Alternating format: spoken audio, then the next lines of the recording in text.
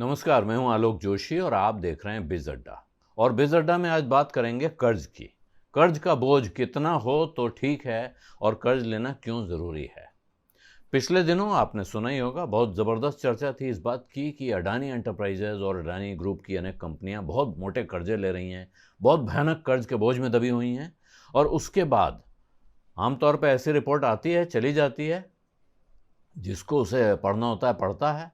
लेकिन वहाँ अडानी समूह ने बाकायदा उस एजेंसी को संपर्क किया और उनसे सफाई मांगी और उन्होंने सफाई दे दी। एक ही दिन बाद उनकी तरफ से सफाई जारी हो गई कि साहब, जो हमारे आंकड़े थे वो कुछ गड़बड़ थे और जितना बोझ हमने बताया था उतना नहीं है। हालांकि अभी है, लेकिन जितनी चिंताजनक स्थिति दिख रही थी वैसी नहीं है। और उस वक्त जब अडानी के कर्ज की चर्चा हो रही थी, कहा जा रहा था कि अडानी पर बहुत भारी कर्ज है, उस वक्त साथ में ज़्यादातर जो टिप्पणीकार थे वो दृष्टांत दिखा रहे थे कि उधर रिलायंस को देखिए, उन्होंने कर्जा बिल्कुल ख़त्म कर लिया है। रिलायंस इंडस्ट्रीज़ ने अपने को कर्ज मुक्त कर लिया है। कर्ज मुक्त होना भारतीय परंपरा में अच्छी चीज़ है, आपको पता ही होगा। अगर आपने अपना घर ईएमआई पे ले रखा होगा तो जिस दिन वो ईएमआई ख़त्म होती है उस दिन जश्न का माहौल होता है कि अरे वाह, आज तो कर्ज ख़त्म हो गया। कार की ईएमआई हो, घर की ईएमआई हो, कोई और लोन आपने ले रखा हो, लोन खत्म होना बहुत अच्छा माना जाता है।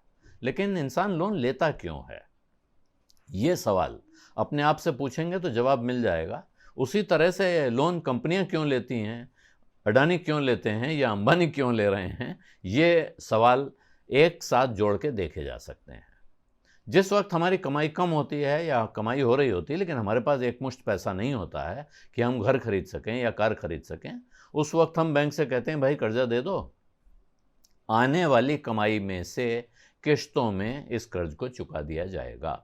हमें यकीन होता है कि हमारी कमाई इसी तरह अगले कई साल होती रहेगी, यहाँ से बढ़ेगी, कम नहीं होगी। बैंक को भी यही यकीन होता है और इसीलिए बैंक हमें वो कर्जा दे देता है। वो हमारी इनकम की पे स्लिप देखता है, इनकम स्टेटमेंट देखता है, हिसाब किताब देखने के बाद वो दे देता है। और वो जो मकान हम लेते हैं, वो जो फ्लैट हम लेते हैं, वो उनके पास गिरवी रहता है जब तक कर्जा वापस ना हो जाए। कर्ज पूरा हो जाने के बाद वो उसके कागजात आपके पास आ जाते हैं। ये बड़ी कंपनियों के मामले में जब अडानी के बारे में बात उठी, उस वक्त कहा गया कि रिलायंस पर कर्ज नहीं है तो रिलायंस टैक्स फ्री है, तो ये यूं ही नहीं कहा गया था। बाकायदा रिलायंस ग्रुप के चेयरमैन मुकेश अंबानी ने एक एजीएम में ऐलान किया था कि हम लक्ष्य रख रहे हैं कि हम डेट फ्री हो जाएंगे। और फिर अब से 2 साल पहले 2020 में एक दिन उन्होंने ऐलान किया कि अब कंपनी नेट डेट फ्री हो गई है, तो कर्ज से मुक्त हो चुकी है। इसके बाद अब खबर यह आ रही है कि रिलायंस इंडस्ट्रीज और रिलायंस जियो दोनों इस वक्त बातचीत कर रहे हैं बाजार में $1.5 अरब और $2.5 अरब बाजार से उठाने के लिए। और ये दोनों विदेशी कर्ज हैं। और $1.5 अरब का मतलब हुआ लगभग 12,400 करोड़ रुपए और $2.5 अरब का अर्थ हुआ लगभग 20,600 करोड़ रुपए। रिलायंस इंडस्ट्रीज $1.5 अरब का कर्जा लेना चाहती है, जबकि रिलायंस जियो जो टेलीकॉम कंपनी है उनकी, वो $2.5 अरब उठाना चाहती है। और इसका कारण उनका जो सूत्रों के से निकल के आ रहा है उसमें कहा जा रहा है कि कंपनी अपनी कैपिटल इन्वेस्टमेंट के लिए, यानी नए कारखाने के लिए, नए उपकरण के लिए, नई इमारतें खड़ी करने के लिए, जो भी ऐसी चीज़ जिससे कुछ जायदाद खड़ी होती है उसे कैपिटल इन्वेस्टमेंट कहते हैं, तो वो पैसा उठाना चाह रही है। इसमें से जो $1.5 अरब रिलायंस का और $2.5 अरब जियो का, तो रिलायंस कहाँ लगाएगा ये हिसाब लगाना चाहिए। तो रिलायंस के पास इस वक्त जो दिख रहा है सामने, उसमें जो सबसे बड़ा एरिया दिख रहा है वो उनका न्यू एनर्जी वेंचर है, जो नया काम शुरू कर रहे हैं। कुछ काम हो चुका होगा लेकिन इसके बावजूद वो उन्होंने एक नया ऐलान किया है, तो हो सकता है कि वहाँ उनको पैसे की ज़रूरत दिखती है कि वहाँ पैसा लगेगा। और पैसा भी क्योंकि विदेशी मुद्रा में वो उठाना चाह रहे हैं, इसका अर्थ है कि विदेश से कुछ उनको हो सकता है इक्विपमेंट इंपोर्ट करना हो, कोई ज़रूरत हो, जिसकी वजह से ये पैसा उठाया जा रहा है। जियो कहाँ खर्च करेगा ये तो शायद सबको पता होगा।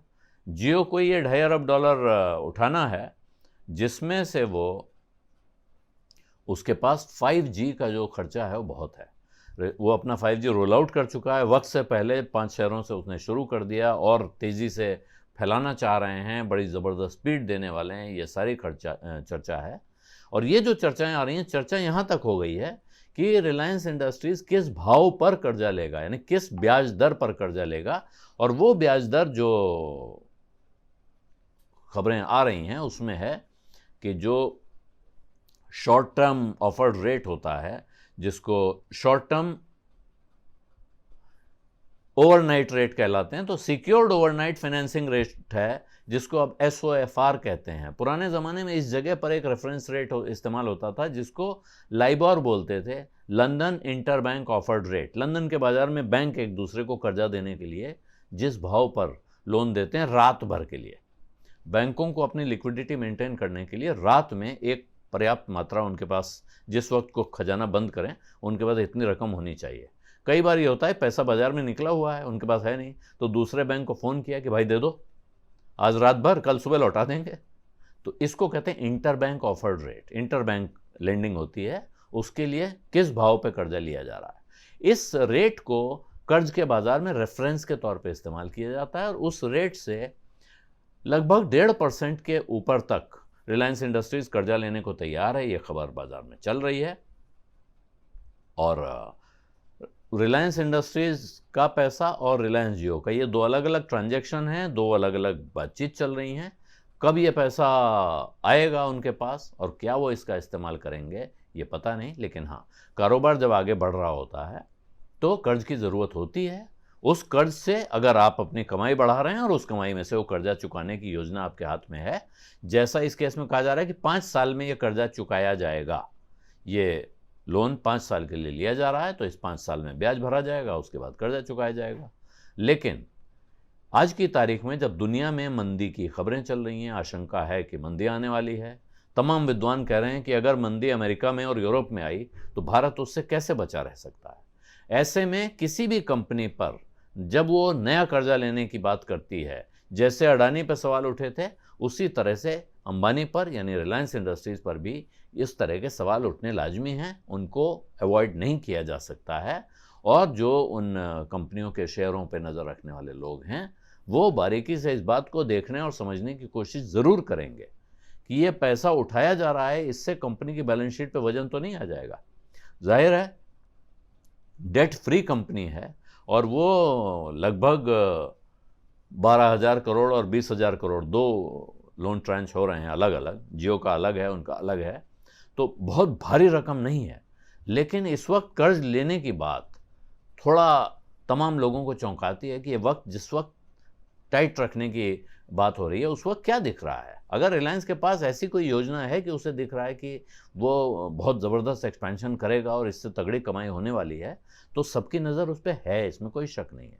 जियो के बारे में कहा ही जा सकता है कि अब 5G आएगा, आपकी स्पीड बढ़ेगी, आपकी बफरिंग कम होगी, तो वो रेट बढ़ाएंगे, इससे उनकी कमाई बढ़ेगी। बाकी क्या होने वाला है वो सामने आएगा। जब तक वो सामने नहीं आएगा, लोगों के मन में सवाल बना रहेगा कि आखिर ये कर्जा क्यों लिया जा रहा है। बिज़ अड्डा में आज इतना ही। अभी इजाज़त दीजिए। धन्यवाद। नमस्कार।